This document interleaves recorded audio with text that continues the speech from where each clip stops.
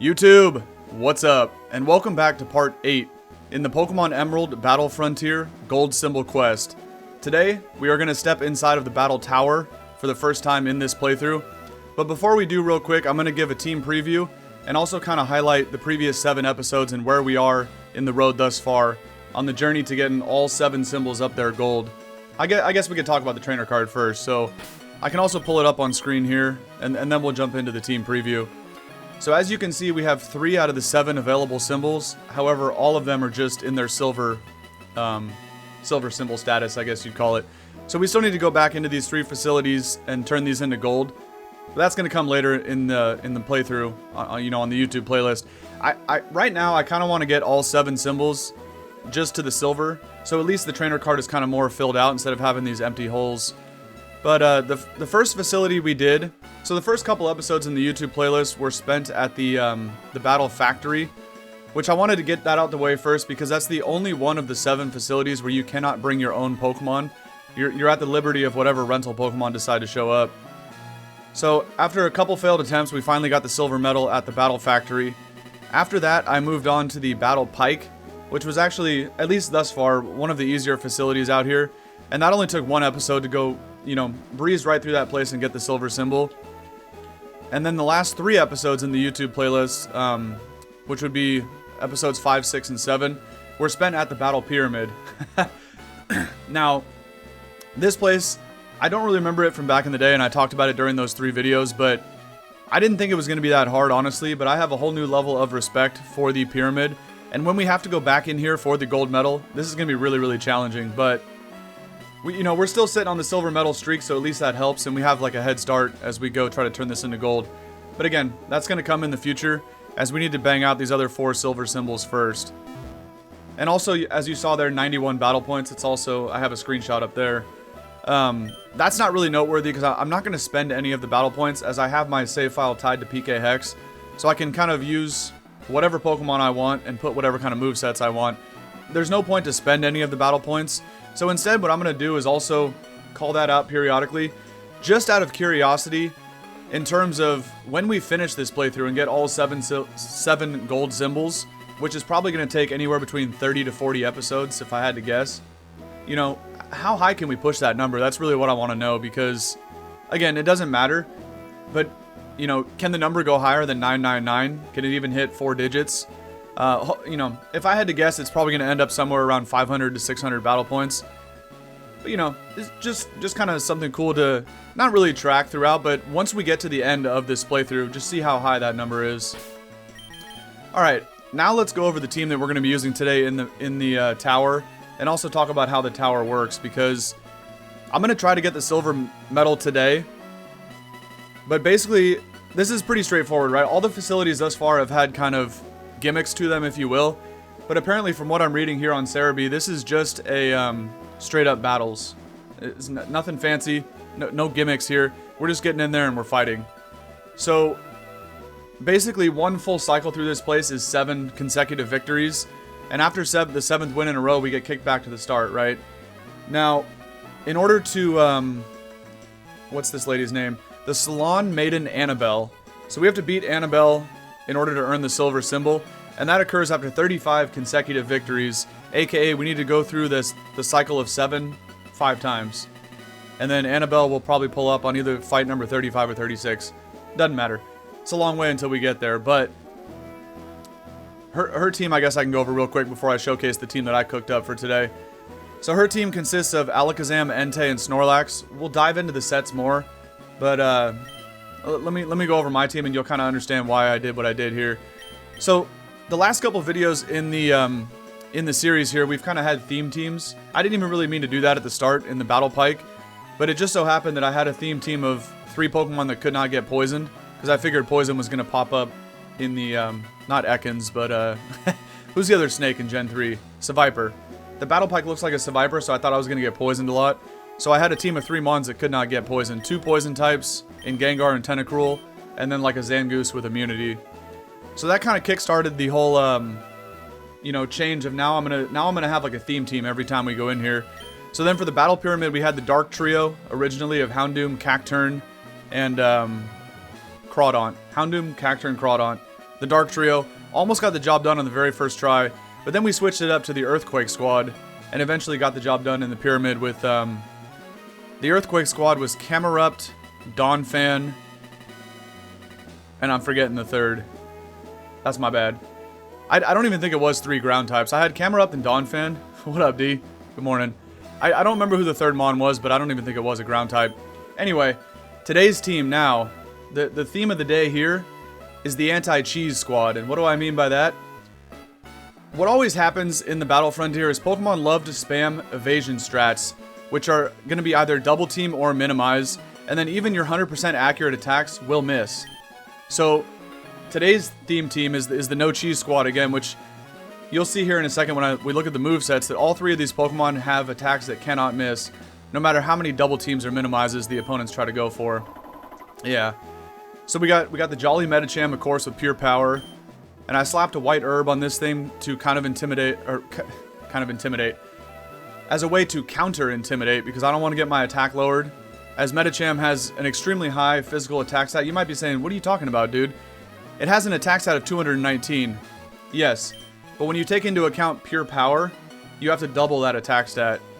It just says raises attack, but it literally doubles the actual physical attack stat. Therefore, meaning we really have a physical attack stat of 438. Yeah, I had to double check that math in my head real quick. So we got the White Herb Medicham to negate those Intimidate drops onto the physical attack. And then in terms of moves that can't miss, Medicham is packing Swift alongside Shadow Ball, Brick Break, and HJK. Now, going back to Salon Maiden Anabel's team, she has an Alakazam and a Snorlax. So we're going to absolutely kick Snorlax in the face. And Shadow Ball, I hope, will OHKO Alakazam. It might not, but Alakazam has really bad Phys Def. Alright, next member of the squad here is Lantern, one of my favorite Pokemon from Johto. And this is a modest Lantern with a Volt Absorb, just to kind of, you know, give us an electric immunity, even though it won't help against, in the Silver Metal fight, but there'll be a bunch of electric types along the way. Now, Lantern here is going to have leftovers because it's already really, really bulky with that 447 HP stat. So leftovers is just going to increase the longevity even that much more. And Lantern is rocking the moveset of Surf, Ice Beam, Shockwave, and T-Bolt. Shockwave, of course, being our second attack here that cannot miss. And finally, to round out the squad, I decided to throw a Adamant Kangaskhan on this team. And I think Early Bird is the only ability that Kangaskhan even gets in Gen 3. So Early Bird's kind of whatever, especially because in terms of an item, I threw a Lumberry on this thing. But Adamant, you know, with 314 attack is pretty strong. Also, Kangaskhan has really good, like, natural bulk. As you can see, 397 HP. So that's really, really good. Also, the speed stat is noteworthy too, 237. So I think if I remember right, when I cooked up this team, I wanted to speed creep Entei, who was another Pokemon on Anabel's team, right, for the Silver Metal fight. Now, Entei, assuming it has no speed investment, I think hits 236 speed. So we're going to troll Entei, and we are 1 point faster with 237. And then we're going to look at the moveset. We got Earthquake. We're absolutely going to destroy that thing with Earthquake. And then also I have a Body Slam and Shadow Ball for coverage. And then to round out the trio of moves that cannot miss, we have Aerial Ace. So we got Aerial Ace on Kangaskhan, Shockwave on Lantern, and Swift on Medicham, which back in Gen 3, Swift and Shadow Ball are both physical attacks. So that's why they're on this set. Of course, Medicham is not going to hit very hard with psychic moves or any kind of special attack, even though it is a psychic type. Its physical attack is so much higher. Any other type of herbs? Yeah, there's also mental herbs to snap you out of infatuation. But I think that's enough yapping. That was like 10 minutes explaining the team when I thought I was going to take 2 minutes. So let's go ahead and get in here and start fighting. And see what the Battle Tower has to offer. This looks exactly like a OG Emerald Rogue. I just realized that. But we're going to be doing single battles. Obviously, I don't have a team of 4. So we're just going to go in here with a team of 3. Yep. Let's challenge. Now, of course, we're going to be doing open level, as I'm going to do with every facility here. I think it's more fun to fight at level 100. It's slightly harder than doing level 50. But I'm like that, so... we're just going to go ahead and select them in order here. I think once I start round 5, if I can get that far today, I'll probably lead with Kangaskhan. I think that's a better lead against Alakazam to try to Shadow Ball it, but Medicham would be able to hit it harder because of pure power. I do have a higher attack stat. Let's go ahead and jump in here, get these battles going. Also, Alakazam's moveset, again, we'll talk about that later, but it's a pretty shit moveset, so it doesn't even have Psychic Stab. But, you know, we're still a long ways off from that fight, so let's go ahead and, you know, make some progress here, because it's going to be a while. We got Tuber Kip. I wonder if he has a Mudkip. He does not. He has a different kind of fish. Now, obviously, we're going to get a bunch of, you know, scrubby Pokemon in round 1, so we could probably OHKO them all with Brick Break. That's kind of why I put Brick Break and HJK. Well, obviously, High Jump Kick can miss. It's not even that good. And actually, I kind of put this on the set assuming it was 130 BP, but I know it's not back in Gen 3, so I should actually look that up real quick. If it's only 80 base power and Brick Break is 75, then I don't even know why I put this on. Oh, it's 85, 90, okay. I mean, obviously, yeah, it's stronger than Brick Break, but not that. I thought it was like 90 power at least. Obviously, today in future generations, High Jump Kick is 130 base power. It's extremely powerful. But back in Gen 3, it low-key sucked. And, of course, the drawback to High Jump Kick with that 90% accuracy is if you do miss, you take recoil damage, which, Medicham is not the bulkiest Pokemon. I always forget Shelter's pure water, by the way. But, you know, like if this was a Cloyster and I missed High Jump Kick, I could just get OHKO'd by Surf after I take recoil from missing. So we'll see. That's really there, like, more so, what's going to happen in the Silver Metal fight is if, for example, I go for Brick Break on Snorlax and it only does 40%, well then High Jump Kick would kill, right? But it's like, if Brick Break does over half, by the way, what's up, Metatitty? We're like fighting our child right here. But if Brick Break does over half, obviously, and then it would be a 2-hit KO, you just go for it again, right? There's no reason not to. But High Jump Kick is really, it's just there in case Brick Break does less than 50%. That was really the purpose there. Because I'm not trying to miss and then get KO'd. By the way, I should have went for Shadow Ball against this scrub, but obviously he can't really damage me, so I'm not even really focused on these battles here at the beginning. So hopefully we can bang out all 35 and earn that silver medal today, but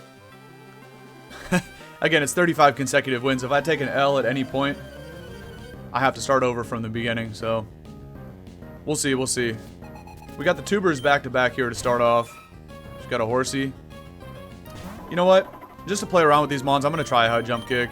Because Horsey actually has, and Seadra have decent physical defense. So I feel like this thing actually might have lived a Brick Break. And it's not really threatening me in return, right? So I figured that was a better play. Now this little guy, definitely going to get destroyed by a Brick Break. Of course, we got to deal with Protect, though. But I bet you, once we start to get to the higher rounds, we're going to start seeing Double Team and Minimize. Trust me. I still remember, even as recent as playing like Brilliant Diamond, Shining Pearl, when those games first came out. The Pokemon in those games, too, I actually had a lot of fun grinding the Battle Tower in there. But honestly, most of the time when my... I'm going to High Jump Kick this guy, too. Kind of testing the accuracy here. See how reliable 90% is, but... Back when BDSP first dropped on the Switch, I actually really enjoyed grinding the, I think it was only the Battle Tower in that game, so it made me think of this, but most of my streaks came to an end in there because of either Minimize or Double Team, any kind of evasion, stuff like that. Obviously in newer games there's other ways to boost evasion with like acupressure and whatnot, but that was really what cost me most of my, you know, streaks and the runs that I was on in BDSP, so... Because of that, and even remembering this from back in the day, not just this facility in particular, but even in the factory when we had to go rent mons there was also a bunch of Double Team in that, so I just figured out, I was trying to think of what to do with a theme team. I have a couple other ideas for the other facilities. Kind of surprised that O-code, but I guess because of a crit. But I figured this would be a good time to bust out like an anti-evasion squad. Now, of course, you got everything that resists fighting attacks, so I have to go for the non-stab Shadow Balls. There ain't no way that only does half, bro. You're trolling. I think it's time to kick this coughing in the face, because now I can't go for Shadow Ball after the Torment there. Let me see how much this does, because it's stab. Almost does as much as neutral Shadow Ball. Really? Because it was 85 base power? So times 1.5, but then you divide it by 2 for the resistance. So that ended up being like 65, 70 base power, whereas Shadow Ball is 80. So yeah, that damage makes sense, but I think I kind of high rolled that HJK. It shouldn't have done that much. Or I low rolled the Shadow Ball on turn 1. It's like one of the two. Oh, I was about to talk about my White Herb coming in clutch for the Intimidate, but this is a Flash Fire puppy. It is not an Intimidate one. So that's why you get O-Code. I mean, I had the White Herb just in case, but... Alright, 3 battles in. It's time to lean forward in the chair. This is where it's going to start getting intense. I'm kidding. I feel like probably the first 2 rounds are going to be a bunch of baby Pokemon.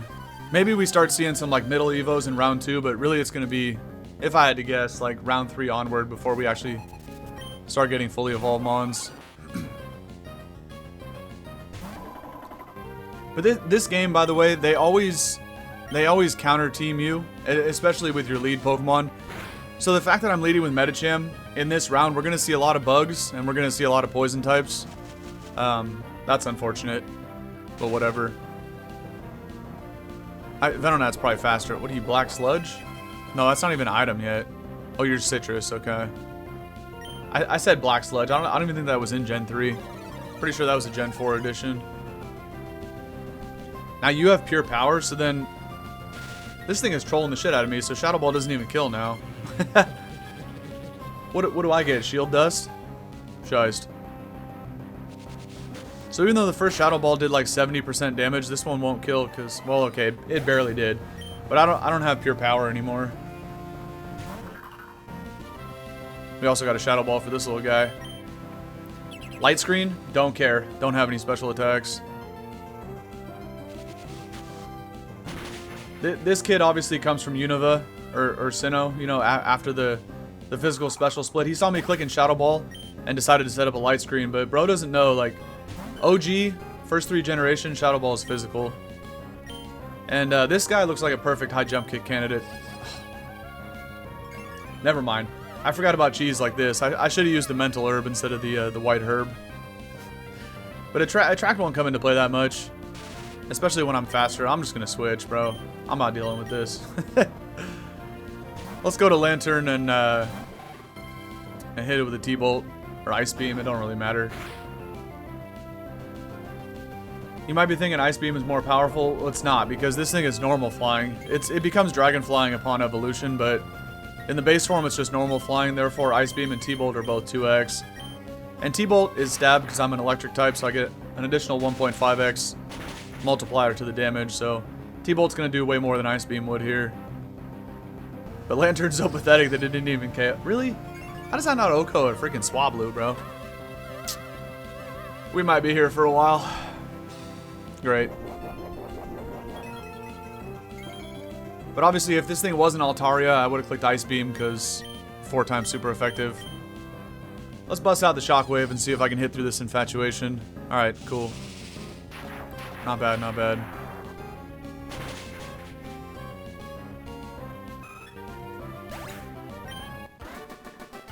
Oh, you gotta add?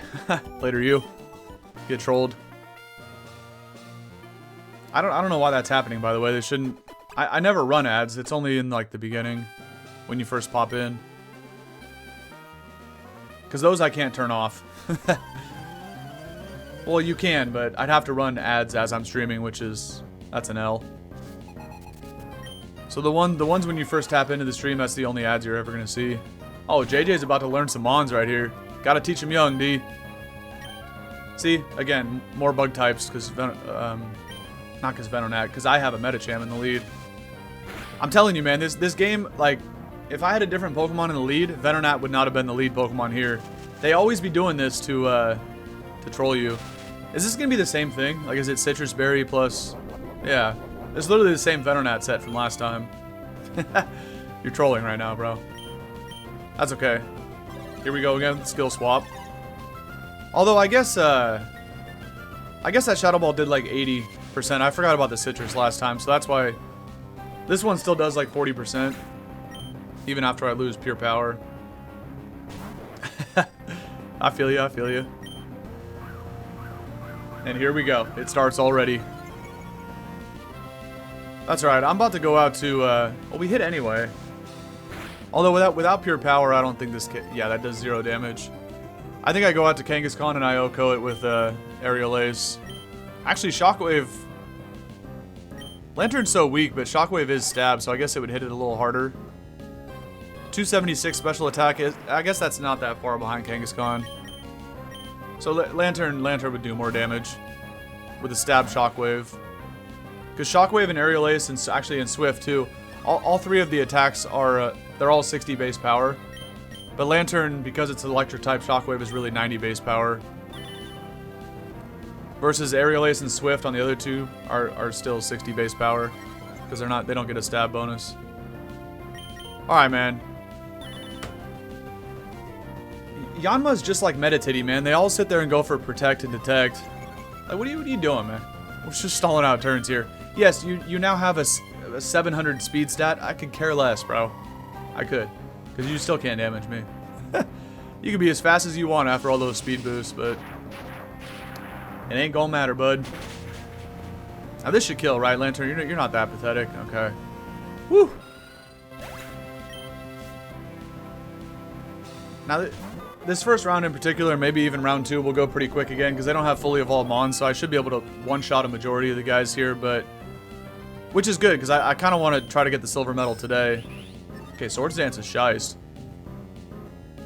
Does this thing actually have Iron Fist back in the day? I don't remember.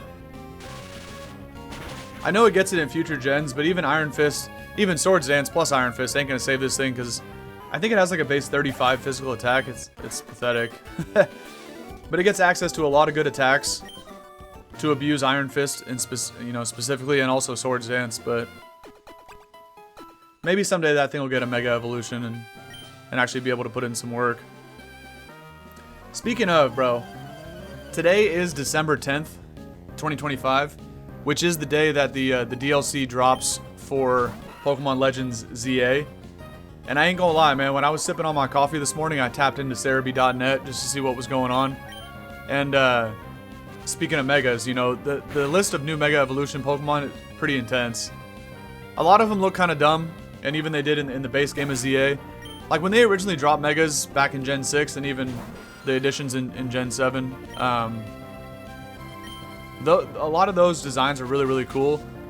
But now, I don't know what's going on now, man. They be doing some weird things with the Megas. I guess they're just running out of ideas. But with that being said, there is still a couple cool new ones. And, you know, mainly, I don't care about the designs of Pokemon. It's all about the power, man. How you know, what can they do in battle? That's really what matters here. And, like, Mega Absol Z looks kind of crazy with those stats. Who else? Okay, well, the Mons I'm excited to check out are Mega Golurk, because I like Golurk as a Pokemon. And, of course, Garchomp got a new Mega as well. I don't know why.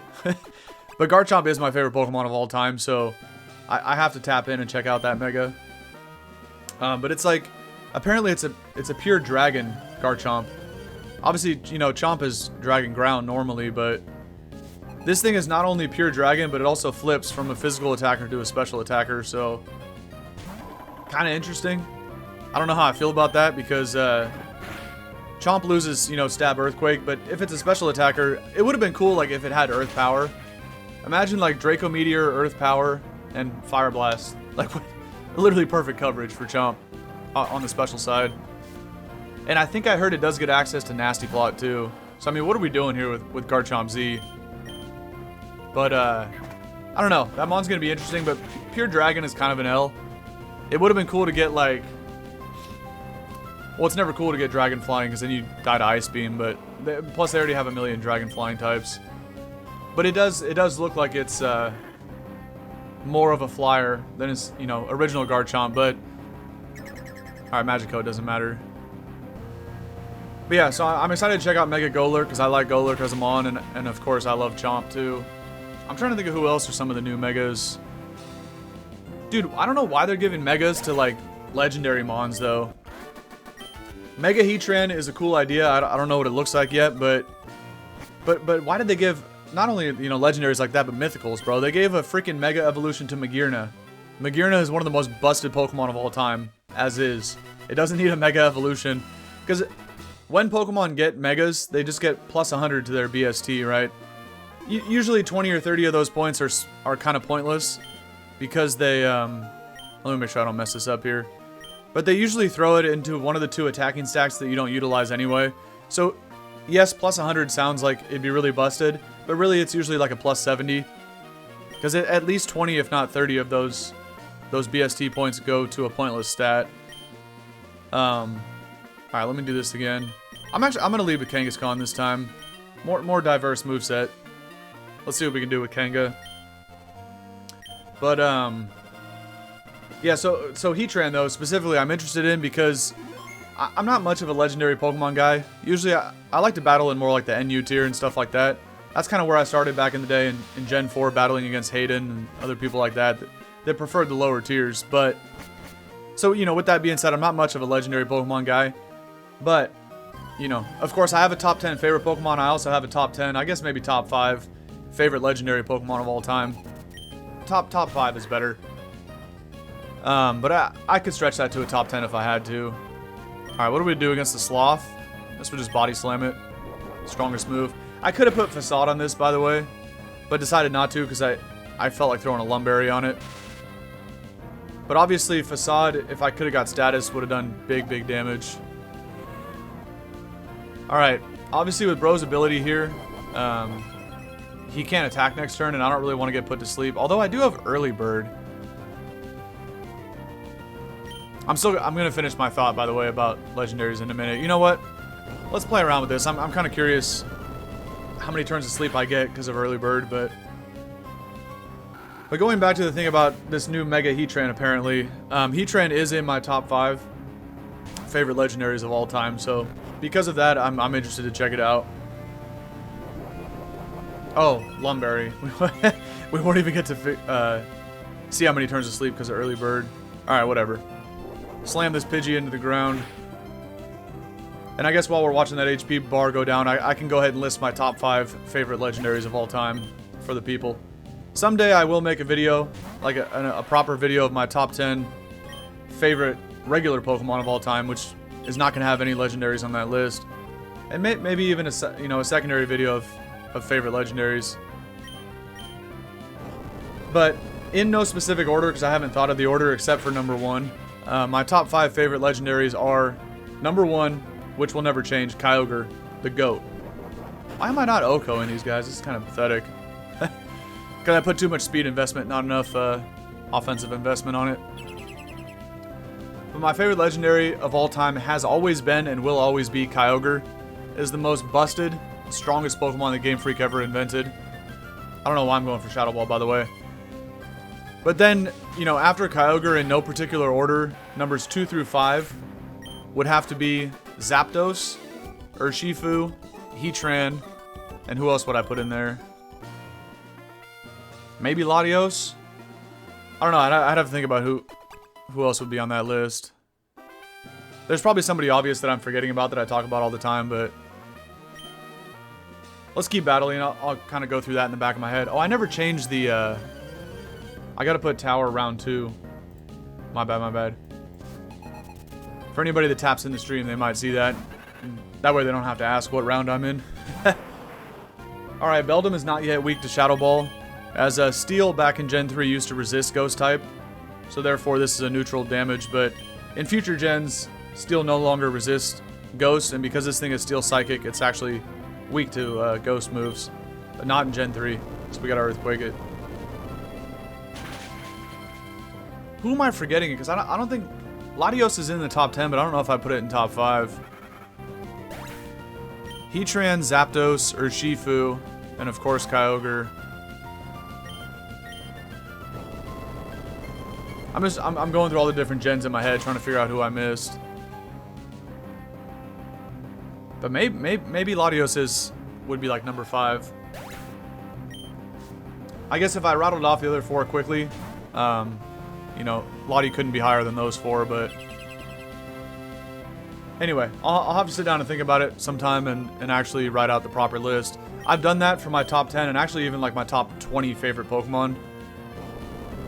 But when I go to record that video for YouTube, it's like, what would get more clicks? I feel like if I titled it my top 20 favorite Pokemon, that wouldn't be as good as like top 10. I feel like a top 10 list is like would perform better on YouTube. Because again, at the time of recording this, I'm still a very small channel. my videos barely get any views at all, so I really got to edit that one good and kind of come up with like a juicer title that would get some clicks.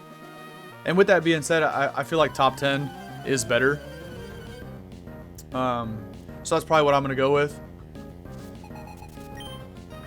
But, and I think I would do it in like a tier list maker. I like how that's formatted, you know. But they do have like 5 different tiers. So probably what I would do for that, at least these are my thoughts right now, right? Is I would change like, you know, how tier list maker has S, A, B, C, D, E, whatever, like that. I would change S to be like 1 through 5. I would change the second tier, like the A tier, to be 6 through 10. And then I would do like 11 to 15 and 15 to 20. Maybe even do 20 to 25 if I feel like going 5 rows. Because really like the focal point of that video would be around the top 10. I would spend the most time talking about the top 10 Pokemon. But since there's so many Mons, bro, there's over 1,000 Pokemon, I feel like only making a video with a list of 10 is not doing it justice, you know what I mean? Like, I feel like I need to go more than that. But in terms of, like, the title, I'd probably still title it Top 10. The only issue and why I haven't recorded that yet, and I'm going to do it pretty soon on stream, and then I can always post-edit it after and, like, add Pokemon with their stats as, like, a separate image on the screen. But in terms of filling out the tier list, I can do that on stream at any time. I'm just trying to figure out, like, you know, how many Mons do I include in the list, right? It's either going to be 20, maybe 25. But I already have the list finalized. I've gone over it a couple times. Because once you get towards the end of the top 10, and especially like 11 to 20, it's always the same Pokemon in that group. But the you know, I'll kind of flip-flop a couple spots in terms of their rankings. So I really want to like make sure I finalize it and stop changing my mind on some of those, because again, once I post that video, bro, there ain't no turning back. That list is gonna stick forever. But there is some Pokemon that I'll talk about, you know, potential rises and drops in the future, because from generation to generation, you know, Game Freak does change around the stats. They do change how abilities work sometimes, and even what abilities Pokemon get. And of course, the biggest one from generation to generation is access to different moves. So some Mons have risen over the years, some have dropped with all that, but now you got the Intimidator, of course. But especially because, like, there's a Pokemon in my top 5. Like, if you see my 5 different emotes on the Twitch chat, you'll know who my top 5 is. But there's one Pokemon in the top 5 that is from Gen 9. And I feel like it could drop because it has, like, the most broken ability of all time. And there's just no way Game Freak can keep how that ability works in future generations. They have to nerf it. They have to. And if that happens, this Pokemon would drop down the list. It would still stay in the top 10. Shice typing, Shiesty design. Beldum lived that, by the way, because of Intimidate. And actually, I guess to showcase that Shadow Ball's not super effective, I'll go for it. You'll see it's a neutral hit. But the ability's broken, so like Game Freak, you know, I'm not asking you to nerf it, but I know you're going to. You have to. So, assuming that's going to happen, this Pokemon will drop down the list, but it would definitely still be in my top 10. But instead of top 5, it'd be closer to like 8 through 10. Like at the end of the top 10. All right. But yeah, that's coming soon. Hopefully I can just finalize the list and record it, you know, sometime here in December and get that out. I could do that as like my 100th video special, I guess. I don't know. I'm trying to think of when would be a good time to put that out, because right now on my YouTube channel I have like 97 videos, I think, or 98 videos. Actually, at the time, this one is going to come out before that, so maybe, I don't know if I'll be able to get that done in time, but I don't know. It'd be cool to have it be like a milestone video. Maybe I wait till I get 100 subs. I don't know. That's actually not a bad idea, because we're kind of getting close to that as well. How did Earthquake do less than half to a dumbass Furret? There's no way. Body Slam will be slightly stronger because of Stab. You know, it's like 85 base power x 1.5 for being Stab type. So it'll do more than Earthquake. I don't know if it'll get the kill. It'll be really, really close. I think it should, though. If I had to bet, I think it does. Okay, I was gonna say, unless I like low roll it or something. By the way, what is this set, bro? Lychee Berry. Does this thing get access to reversal? It's not. I think he was going for counter. Wasn't he faster? Oh no, he was going for follow me and what was the other priority move? I think he had 2 priority moves there.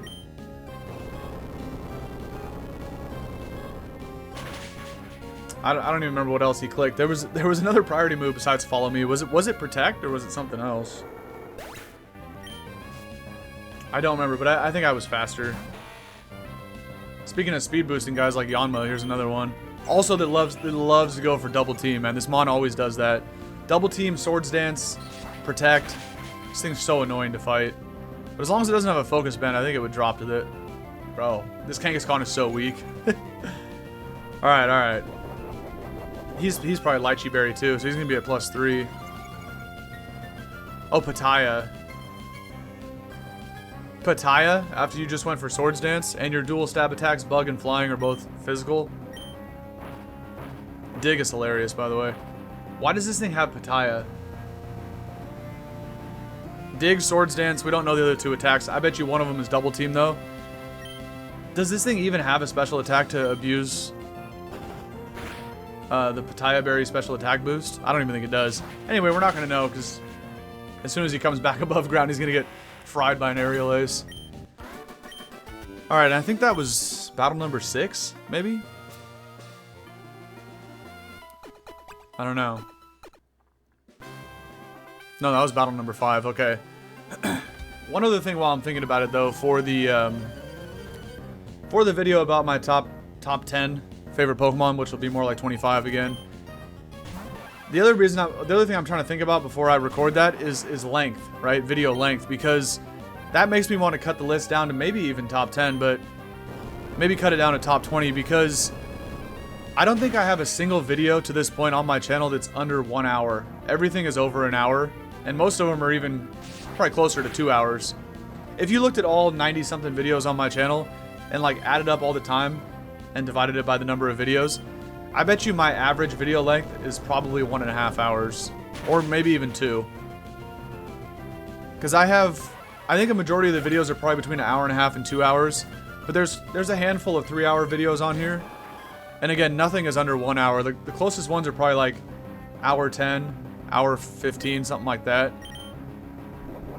So now that I think about it, it's probably closer to 2 hours is like my average video length. So that's probably a reason why I'm growing very slowly on YouTube, because, you know, a lot of people only want to watch a 10-minute video, or they only have time to watch a 10-minute video, you know? Like, who has time to sit here for a whole 2-hour gaming sesh? Not a lot of people. This is going to do laughable damage, by the way. So, I really need to get a video, ideally multiple videos, but you gotta start small, right? At least one video on the channel has got to be like less than 30 minutes. It's got to be. So, going back to that, do I have any fighting attacks? I don't. Just go for this. You know, I really got to figure out how I can make that video less than a half hour. I have to. Ideally, like, even closer to 20 minutes, probably. You know, somewhere between 15 and 20 minutes. But if I'm doing a list of top 20, that means I have 1 minute per Pokemon. Like, that's, you know, it'll have to do kind of thing, but it's not. I'd rather, obviously you see how much I talk in every video, right? I could easily spend 5 minutes per Pokemon. But if you do that, even if it is just a top 10 list and I spend 5 minutes per Pokemon, now we're pushing an hour, right? So how the heck do I do this and keep it under 30 minutes? I literally have to spend 1 minute per Pokemon, but, you know, I don't know. It's not a bad idea, but But I really got to figure out how can I just spend 1 minute per Pokemon, because I'm going to want to talk about, you know, what makes them in my top 10, right? It's going to be a combination of, it's mainly going to be based around competitive viability, because that's kind of how I play Mons. I'm not going to have any Pokemon in my top 10 that are bad, even in my top 20. They're all going to be good in their own way. They might not be the best Pokemon in the game, but they're going to be competitively viable, you know? So, with that being said, like, all the Pokemon, I already know before I even record this, I'm going to want to talk about their typing. You know, the reasons why they're in my top 10. The typings, the movesets, and the abilities, right? And stats, of course. So, how can you talk about all three or four of those things in a minute per Pokemon, you know? It's going to be like, okay, guys, here we go. So, Garchomp, Dragon Ground type, you know, really high base attack stat, great move pool, rough skin, shy stability, and that's it. You know, then we got to move on to the next Pokemon. Like, what? That's not enough, man. Leftovers, don't care. You're going to die to the next Slam. I don't even know what move that this thing went for. Might have went for Defense Curl. Maybe it'll live. But whatever. He did live. It's crazy. But I paralyzed it. I was going to go for Aerial Ace so I don't miss, because he might have went for Double Team. I wasn't looking on the second turn, but now I have to go for Slam again. Actually, after Lefties, he's gonna live it again. We're gonna be sitting here for a while until I get a full para, which the odds are in my favor. Let's be real. Chansey gonna get paralyzed right here. Watch me cook, man. Come on. Or crit, of course. No crit or para. Doesn't matter. The moment I get the para, this fight's over. Unless it gets back to full health. But if Chansey never gets over 80, then Body Slam 2 shots. Assuming I don't miss, because Chansey, I know Chansey has Minimize. I don't know what it went for in the first 2 turns. I wasn't even looking. Because it's a Chansey. Let's be real, who cares? And no, this is not in my top 10. I hate Chansey and Blissey. Alright, bro. Come on. What are we doing here? I'm going to be late for work if we're going to sit here and fight this Chansey all day. That ain't going to go over well. But yeah, the more I think about it, the more excited I get about making that video. But that's the problem, right? Because the more excited I get... Oh, I did miss. So it did... Okay. Oh, we're going to be here for a while, man. Unless I switch and go Brick Break this idiot. But I need to trigger the Soft Boiled, so I have to at least hit it once. Okay. I'll switch next turn. It's probably going to click Soft Boiled again. And then Brick Break obviously is a 2-hit KO, but... Oh. Okay, I thought I got the crit now, but I didn't. Can you get paralyzed one time, Chansey? Pissing me off. But I'm going Medicham. It now is at... It's got to be a +2 evasion at least.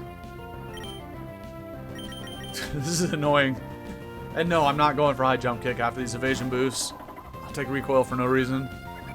Soft boiled was obvious. I don't even know if this thing can even damage me, but probably has Seismic Toss, and I don't have 300 HP, so I can only take 2 of them. But as long as we hit back-to-back Brick Breaks, easy money. But we miss. Full para once? No. 8 turns in a row of breaking through paralysis. You know, I shouldn't have said I like my odds because I haven't got it once, but please crit Noko for no reason. I don't even think I need a crit, to be honest. Come on, man.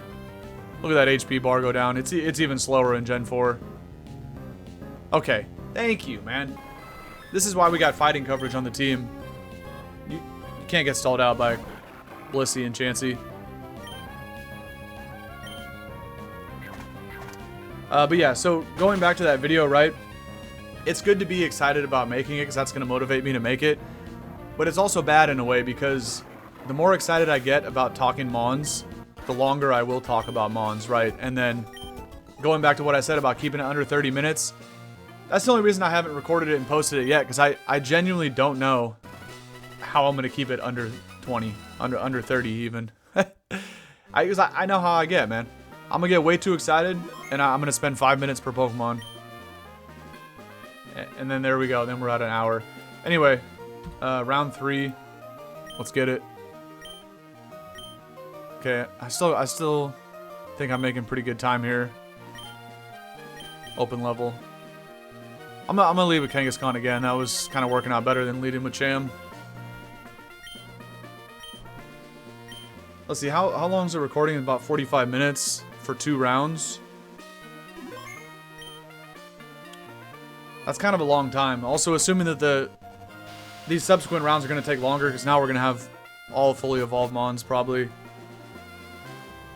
Which means I'm not going to get as many Okos, right? They're going to be more 2-shots. So the battles, instead of taking 3 turns, are going to take 6 turns at least. So we'll see. I don't know if I can get to Anabel today. I'm going to push for it. I don't think it's realistic, though. This Kangaskhan, though, you know, is not max attack, so it's... Well, maybe it is at 314. I don't even know. I know I put speed EVs on this to hopefully out-creep Entei, who should be at 236 speed, assuming it has no investment, but it might have investment. So I don't know if like Adamant 314, if that's max attack. I don't remember. But I know I have speed EVs and obviously HP EVs, because 397 is a lot of HP. And I think Kangaskhan is base 100 HP, maybe? I don't remember.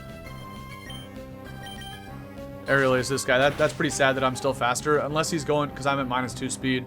He might be going for counter, though, which is going to cook my shit. Rock Tomb? Really? Alright, whatever. Machoke's a scrub. Ain't no way I'm faster than you at -2, bro. What are we doing? Because I was just talking about my speed stat, 237, right? Cut it in half.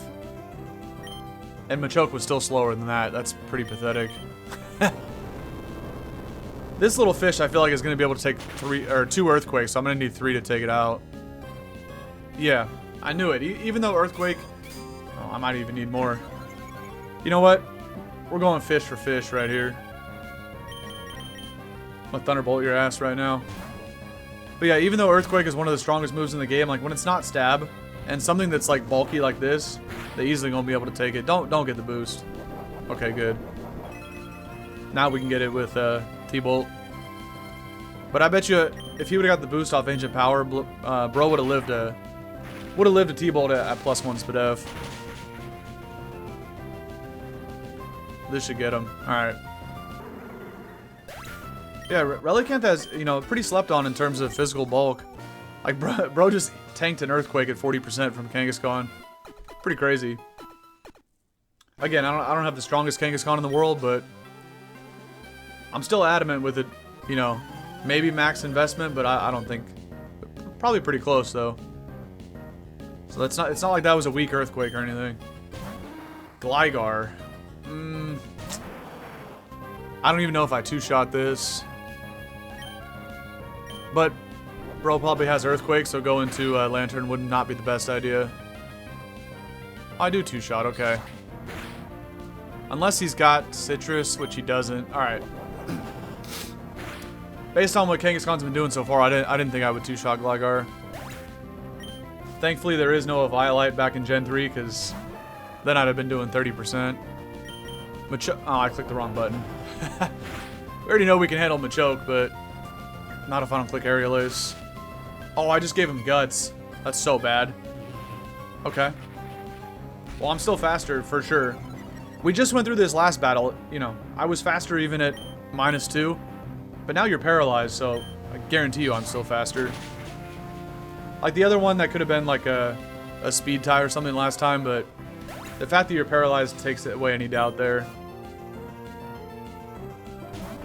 And a Knock Towel, okay. Just body slam this twice. Feint Attack, really? Knock Towel is kind of like Lantern. They're like 2 of my favorite Pokemon from Johto in terms of design. But they're both pretty bad competitively. I mean, Lantern is usable, but let's all be real. Like, look at that Noctowl sprite right there. Great design Pokemon. But everybody knows that's ever tried to use Noctowl competitively, it's trash. Kind of like one of my favorite Pokemon from Gen 1, Kingler, right? Design standpoint, super cool idea. Super good looking design. Trash, competitively speaking. Which is unfortunate, because I'm a big fan of Kingler. In fact, I'm about to take a picture off my wall right now that hangs over my desk. One of my best friends painted a Kingler on a beach by hand. Super sick. I'm gonna hold it up in front of the camera. I don't know if it's gonna properly like show off how good it looks, This is also a really bad matchup for Kangaskhan. So I'm going into Lantern, but let me take this off the wall real quick. And hopefully not bang my monitor. Alright. Hopefully this looks good on camera. Let me hit this with a T-bolt first. My buddy did a really, really good job with this. I don't have the greatest webcam, so it might not look great. Oh, and I have the green screen behind me. Nah, that ain't gonna work. You can't even see that. Alright, that was really bad. Note to self, that doesn't work. But, maybe I'll have to take a picture of it, like, with my phone, and, upload it to Twitter or something so that people can see. Really, really good job, but with my green screen behind me, it doesn't work. Alright, that's enough of that, but if I remember after today's recording, I'll take a picture and upload it to Twitter. Even though nobody will see it now, but I'm thinking like 5 years from now when somebody stumbles across this video, boom, they'll go over to Twitter, see the picture, and be like, okay, I see what you're talking about. I hate Confuse Ray. At least we got rid of Cloister though. That thing's really hard to deal with if you only have physical attacks. Oh, he's going for the Parafusion. I mean, the flinch confusion thing. Well, I get Parafusion. I thought he was going for Body Slam, but it was just a stomp. Try to flinch me. But Parafusion or even like, you know, stomp once you're paralyzed, even without confusion. And any kind of combos like that where they're trying to double hacks you. In terms of like letting you not even get a hit off. And any two of those three statuses. Damn, I missed now because of Sand Attack. This guy's annoying as hell. I'm about to just go to, I'm about to go to Metacham because I feel like he goes for Stomp. Even though I'm probably going to snap out of Confusion, being at -1 accuracy is annoying. And Shockwave is not going to, it's not going to do any damage, so. This deer's pissing me off. I'm going to kick it in the face and hopefully not miss. Okay, good, good, good. Good job, Metacham.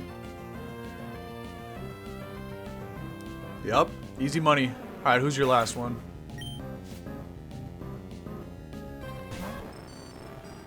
Expert Joel has a Magneton. Well, I got a Brick Break for you, bud. And I got Earthquake in the back. The corner of my eye is like seeing this blank spot on my wall now without that painting there. It's weird. It's catching me off guard because usually that's where the picture's always been hanging. Alright, opponent number 4 of round 3. We're getting pretty close to the 1 hour mark. Oh, it's only been like, I guess 50 minutes-ish.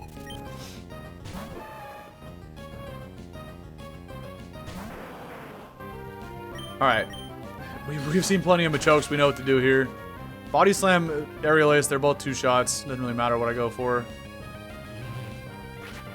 And this bro clicks Scary Face every time. Although the first Machoke didn't have to because I got Scary Faced from whoever was out before Machoke, but the last 2 Machokes have also Scary Faced me, so I don't know what's this like team archetype that tries to slow you down.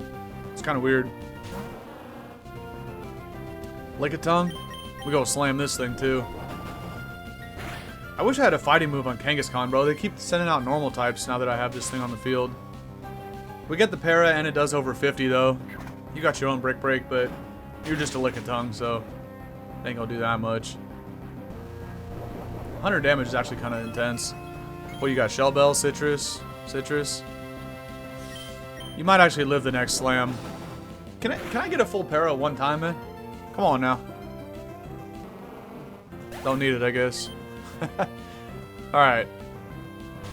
And the old Sudowoodo in the back. Which maybe lives 2 EQs? I don't know. Either way, Sudowoodo is one of the worst offensive Pokemon of all time, so no matter what he goes for, he can't even KO Kangaskhan. Alright, bro. Out here trying to give himself a 1.5x special defense. Well, he did give himself a 1.5x special defense boost, but because rock types in the sand do get that bonus. However, I don't have any special attacks, so it ain't gonna help you live this EQ. Still doing 60% and you don't have that much left. We'll see you, bud. I'll squirt some water on this thing. Alright, Ricardo. GG's, buddy. Next. Keep sending them out, man. Keep sending them out. Rinse and repeat. Easy money. Alright. Okay, you can't ride your bicycle indoors. I don't know what you're doing here, but... I'm gonna get Professor Oak on the phone real quick, and he'd be like, hey, it ain't the time or the place for that. Primeape? Oof. It's not a great matchup, actually.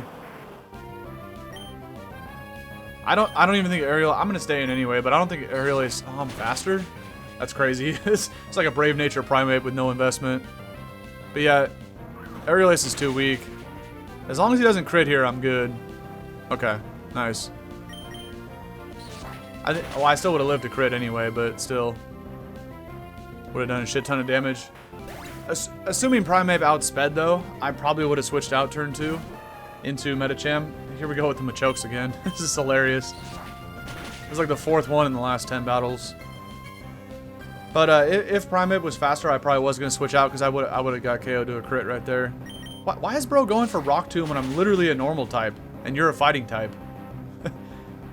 Every time it clicks Scary Face or Rock Tomb, I've never even seen a single fighting attack on that guy. What are we doing here, you know? Linoon might have Belly Drum. In this game, specifically, I'm playing a ROM of National Dex Edition for this game, and all the gym leaders had slightly adjusted teams to make it a little bit harder. But even, I mean, come on. I'm the GOAT of Emerald, right? So it wasn't that hard, but I got my shit kicked in twice against, you know, trying to beat Norman, your dad in this game. His Linoon click Belly Drum absolutely swept me on the first attempt. And then I actually lost to him twice before I got the badge. It was pretty funny. I think that playlist is linked in the description. Like in all my descriptions, I have like 3 other playlists linked. That's what people have said to do. To help you grow on YouTube. But I think the base game playthrough is linked in the description. And so that was the first thing I ever uploaded to this YouTube channel. After the first channel kind of failed. You're going to get destroyed by Aerial Ace because you're 4 times weak to it. But yeah, if you want to go back and see me get beat down by Norman twice, it's pretty funny. I don't know, how did he live Aerial Ace? Kangaskhan's ass. Wait, are you Giga Drain Shell Bell or lefties? Okay, so you got a bunch of recovery here. But Parasect is not a threat in the normal Pokemon games. It is a threat though. However, in Purity Forest of Pokemon Mystery Dungeon, Blue Rescue Team, Giga threat. I'm gonna Body Slam you. I'm gonna get the paralysis and the full para, and I don't even have to worry about counter. Watch this. Never mind. He clicked Mirror Coat like a dumbass. Also, why am I not going? I forgot I had Shadow Ball in this set. I just saw that as I spammed the button to click Body Slam again. Honestly, similar damage though. Oh no. Shadow Ball is 80. So that's actually 160 after super effective. Body Slam's 85x 1.5, so it's like, you know, almost 140. Or 130, I guess. Speaking of Shadow Ball, perfect for this too. So yeah, Shadow Ball is stronger than Stab Body Slam whenever it's super effective. I knew I had Shadow Ball on Medicham. I put that there to beat Annabelle's Alakazam, but I forgot I put it on Kangaskhan too. Just a way to hit ghost types in general. Whenever a normal type has access to Shadow Ball. Alright, number 7 already. That's not bad, actually. But yeah, Shadow Ball being a physical attack back, you know, prior to Gen 4. It's pretty cool because a lot of normal types that would be physical attackers do also get Shadow Ball. So it's good coverage. So you don't just like auto-lose to Gengar. Because Gengar back in the day does have Levitate. Doesn't anymore, but you know, you like Gengar would be able to take no damage from both Body Slam and EQ. And if I had like a fighting attack, that'd basically be 3 moves that I could not hit a Gengar with. So that's why Shadow Ball is clutch for that. Or even imagine like a Shedinja. You know, I also wouldn't be able to touch that either. I was gonna say thankfully we dodged the Hypnosis, but again, I'm Lumberry Kangaskhan, so it doesn't matter. All right, man. Can we do this on the first round? I feel like round 5, even before I get to Annabelle, it's going to get shiesty. But we're still only in round 3, so that's why I'm seeing nothing but Machokes and stuff like that. I was going to say, there's no way you're doing 100 damage with a fake out, but now I see the critical hit text. That was wild. Huh? I did 0 damage. Later, Kangaskhan. Alright, alright. Yeah, I ain't no way you're living. How did bro take no damage from that? Shit. Medicham is also not going to hit it very hard. But I could live cross chop, I think. I don't know. So here's another situation, like let's see how much Brick Break does. If it does less than half of the remaining HP, then I go HJK next turn. Which it does way more. Okay. No reason to risk the high jump kick. If I even take this, but yeah. You know, because of resistance, I felt pretty confident on living it. I thought it would still do way more than half. Because Medicham has pretty shit bulk, but that doing less than half is kind of crazy. I ain't gonna lie. And a Jinx in the back. Oh, I got a Shadow Ball for you, Jinx. Assuming I can outspeed you. Which, somehow I do. Although, looking at my HP stat, 271, I don't think I invested at all in HP. So this might just be Jolly max, actually. You know, like, Jolly 252 speed and then 252 attack. Alright. Anyway, on to round number 4, I think. I've been yapping so much, I haven't really been paying attention. I hope this is round 4. No, we don't need to save that. But we're definitely doing round 4 today. If I have enough time for round 5, which I'm really going to push for. You know, because I kind of want to get the silver medal today.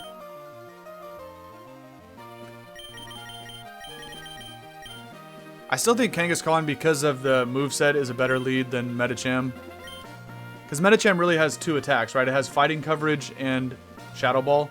Right? Fighting and Ghost. That's really it, though, because Swift, normal types can't hit anything super effective, so Kangaskhan really has like 4 different type attacks. Even though, yeah, one of them is normal as well, but it at least gets stab bonus, so it's stronger. So I think Kangaskhan's the better lead in this situation.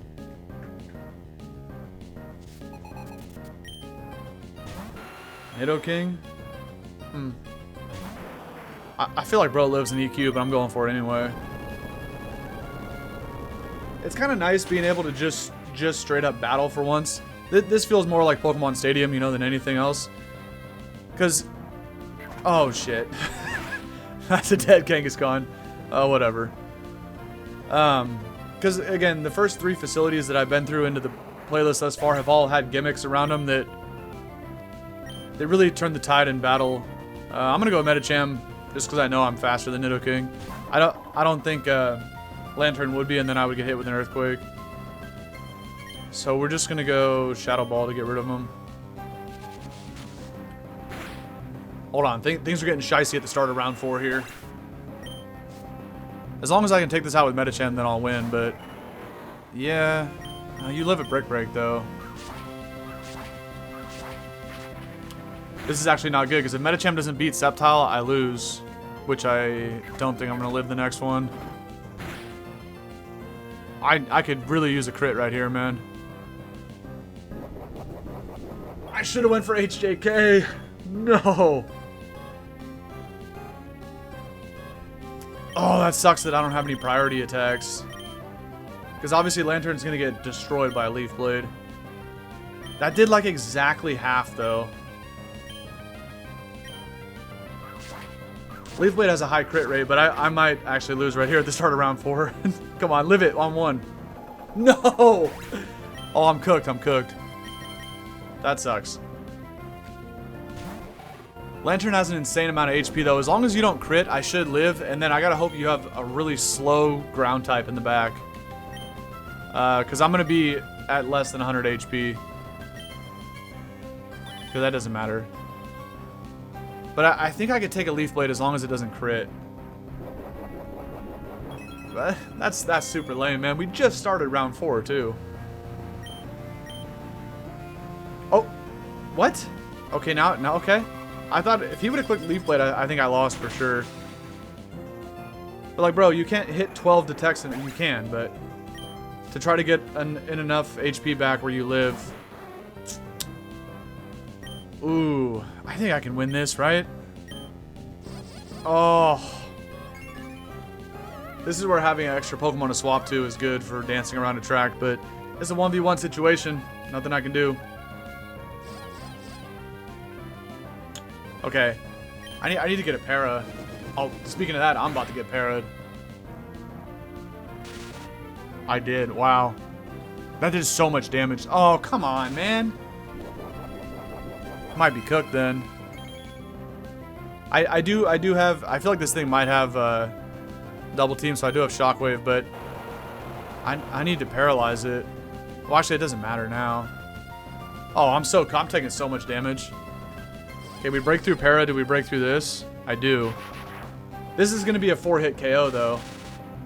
I don't see how I win this 1v1. Okay, it's a 3-shot barring HP recovery. Do you have leftovers? You don't. I don't even know if I take 3 more. I have to... Yeah, I have to break through both times. No more paras, no more infatuation. I win. It all comes down to next turn. Well, I could take 1 more Dragon Breath. Hopefully he goes for Pump. I get a para. That might save my ass. Oh, he's Lumberry. Never mind. Okay. Well, okay, so he has no HP recovery. I'm going to go for Shockwave just in case he randomly double teams this turn, but... Dragon Breath, Hydro Pump... And I feel like we saw another move, so I don't think it has double team, but just in case. It all depends. Can I break through? Oh, it has Attract. Duh. He got a crit. Shit. No! Bro! We didn't even get to see if I broke through it. Oh, that sucks. But that's okay. We're bringing this team back again. It has potential. That's super lame, bro. The only time I'm ever going to switch teams up in this is if I lose to the leader of the facility, right? So the only time I ever switched up a team was when I went from the Dark Trio in the Battle Pyramid to the Earthquake Squad. So if, like, next time, for example, if I do make it to Anabel and lose with this team, then I'll cook up something else. But I think this team does have potential. That counter on Nidoking there really just destroyed Kangaskhan to start. Honestly, it's whatever, because if that Sceptile clicked Leaf Blade, like, I was cooked. Because Kingdra would have came in and one-shot me. Because I guarantee you I'd have been in, like, under 100 HP. Even if I lived Leaf Blade. Made it interesting, the fact that he failed to detect on Sceptile. But really, I was just cooked. Dude, Medicham almost took, like exactly 50% from Leaf Blade. Also, just because I'm taking L's doesn't mean I ain't learning, right? Now I know that Brick Break does 95% to Sceptile. Could have been a low roll. Also could have been a high roll. Next time we're in that situation, just high jump kick. Easy money. But, and no, I'm not putting, like, Ice Punch, Thunder Punch on this guy, because I have 438 physical attack and only 124 special attack. So, you know, super effective. Ice Punch, Thunder Punch, those go off the special attack. Doesn't matter if they're super effective. It's still doing 0 damage. And again, my physical attack is almost 4 times higher than my special attack. So we got to go all physical. But HJK would OHKO Sceptile for sure. Because, you know, for example, that could have been a high roll on Brick Break. It also could have been a low roll. Sceptile next time might get OHKO'd by Brick Break. But I do have to roll the dice because I don't live 2 Leaf Blades. Dang it. Well, alright, I need to reset the thing right here to round 1 for next time, but also, how many battle points did we get? Because in between episodes, I have to update that 91 to be, what, 97? That's it? Yeah, I think the first 2 rounds I got 2, and then I got 3 points for round 3. Right? No, we only got 6 points total on the day. Also, it was only 1 point for round 1, huh? I didn't even look. I saw it at the end of round 2 and the end of round 3. I saw the 2 and the 3. So I think it was only 1 point then for round 1, because, well, obviously it was. Dang it. That's okay. because now we get to feature 2 of the 3 Pokemon in the YouTube thumbnails, right? Because had I went all the way and got the silver medal today with this team, I would have had to pick whichever one of these 3 was the MVP to be in the YouTube thumbnail, right? But now I get to pick one of these 3 for today's video, and then when we come back next time and we actually beat Anabel, then I get to showcase another one of these. So at least 2 of the 3 are going to make the thumbnails. Also, all 3 of them could, right? Because next time I could just go like 3 rounds and feature a second Mon, and then the third time come back and actually beat Anabel. Because it is going to be kind of hard to go 5 rounds in the limited time that I have before I have to go to work. So this actually was one of the shortest videos on my channel. It'll be like barely over an hour. But damn, that sucks. I guess I'll save like right here, because if I save here, you might not know, am I doing singles or doubles when I come back for the next YouTube intro? So we'll save it. Whoops, right in front of this little computer. I think you can talk to these, yeah, and they show you like what your win streaks are. So obviously that was the first time here, and I just made it through 3 rounds. But these TVs are kind of cool. I should check them in the other facilities. But like if I went back to the pyramid, I would still have a current win streak of 21 at the pyramid. But I'm gonna have to hold the L for today. It is what it is. But it's okay. It's okay. We'll be back. And at the end of the day, it's just more episodes in the playlist, which is never a bad thing, man. Because the more videos I pump out, the better odds of getting discovered, right? So yeah, do losses suck? Of course. I hate losing, but it'll make the victories that much sweeter, and it also is extra content, man. So all I can do is give it my best effort and focus on controlling the things that I can control. The rest is out of my hands, man. So I'm just going to keep coming back, having fun with these streams and with these videos here. And don't get it twisted. Mark my words. Eventually, we will get all 7 symbols up there on the trainer card gold. This playlist will not end until I get all 7 symbols gold. So it's going to be a long journey here, but it's going to be an epic journey.